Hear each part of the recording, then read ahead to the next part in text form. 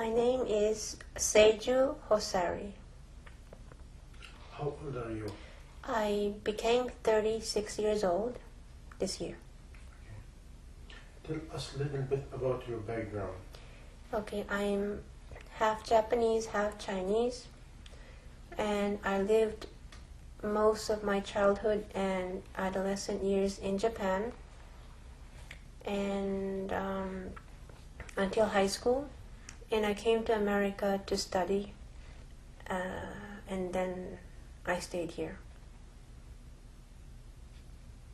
Why you choose America? When I was in Japan, I know growing up, even at a young age, I knew something was missing in my life. And I lived there for 10 years with my parents and my brother and my sister. I went to school like everybody else, but I felt like I needed to look for something. I didn't know what that was. So I made the decision to leave home. And after I finished high school, I left for Europe. And I traveled for about 6 months. I hitchhiked and took the train. I was just wandering around looking for something, not knowing what it was. And during my travel, I met a lot of people. And I realized that I was very naive, very immature compared to many of the young people that I met in Europe. I met a lot of travelers, and I realized everybody had very strong opinions about something. They had beliefs, whatever it was, and they were able to speak about what their belief was. And I realized that I had really nothing to say, and I realized that I was very empty. I had really nothing. So I was looking for something, what could be my belief, and what I could stand for. So that made me decide to come to America to study, because entering college in America is not too hard, and you could study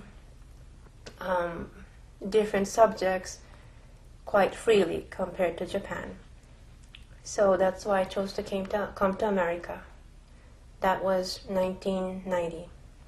Meaning, how old are you at this time? I was 20. I was 19 in Europe. When I came to America, I was 20. Meaning what? In which age you left Japan? 19. 19.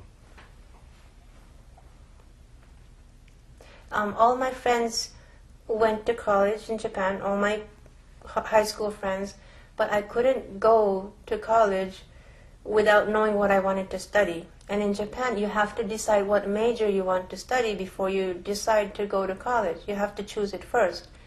And for me, I couldn't do that because I really didn't know what I was interested in. And I felt like I needed to search first. So that's why I left the track from everybody else. At this time, what is your belief? Do you have any belief at this time? Are you Buddhist? Are you atheist? What is it?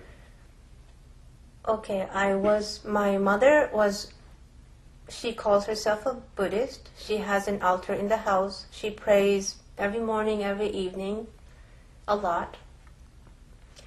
I watched her mom do that. So in the morning and at night, I would put my hands together and say good night or good morning next to her, but that was it. But I didn't really know what the belief was. And I never thought about God or anything else. No, I never really thought about the life beyond. No.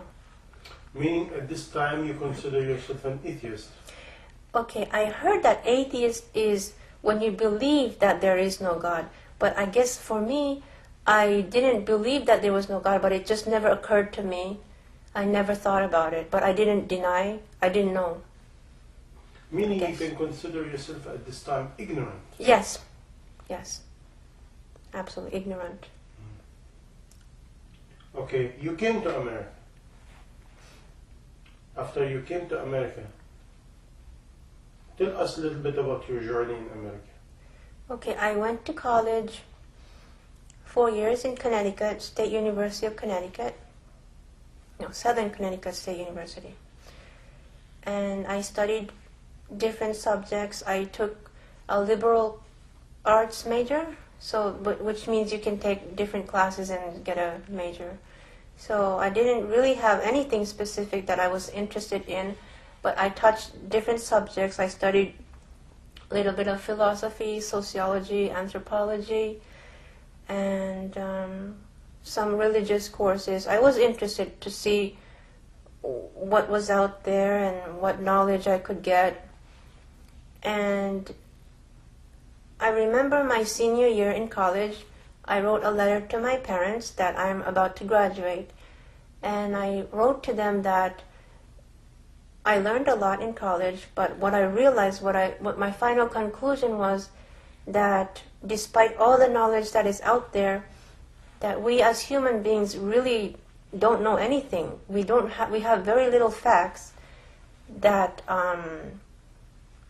We have very little facts, and the fact that there is a huge unknown out there was more powerful to me. That to know that we really, all the adults, they didn't know the truth. There was a lot of question marks, and that was my discovery in college. And what does lead you to? So I finished college, but I was still searching. I really didn't find anything except the fact that we don't know. So I kept looking, I kept going on with my life. I moved to Miami. I got married with my so-called college sweetheart. We moved to Miami. We had a pretty good life there. It was hot and sunny, but I was still very, very empty. I didn't know why I was living. And even though we could have like fun moments, it was superficial, and deep down I knew that I didn't have it. I wasn't fulfilled. There was an emptiness in me, but I always somehow I had the feeling that I was going to find whatever that was missing. I felt like I'm going to take my time, but I'm going to keep moving forward until I find whatever that was. And I was comfortable. For some reason I was comfortable that I was going to reach that. I don't know, I didn't know at the time what that was, but something that would make sense of everything to me. Because at the time, life didn't make sense to me. And marriage, I thought it was going to be a security for me, but it was not. It was a very insecure marriage for me. As I believe for most people, they have an insecure marriage because it's not based on what it should be. And then we moved back to New York. We moved to Connecticut, we moved to New York. I did move a lot, and I had different jobs. And yes. And one day, I landed. I always wanted to be a social worker.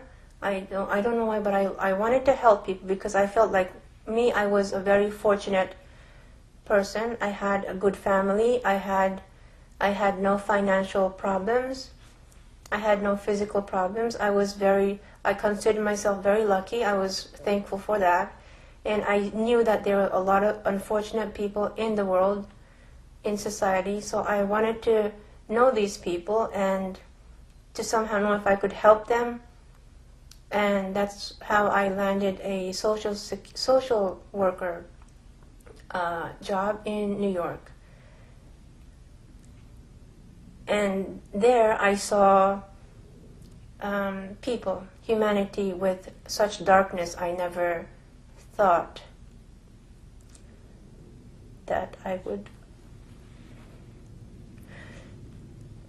know. Like what? Okay.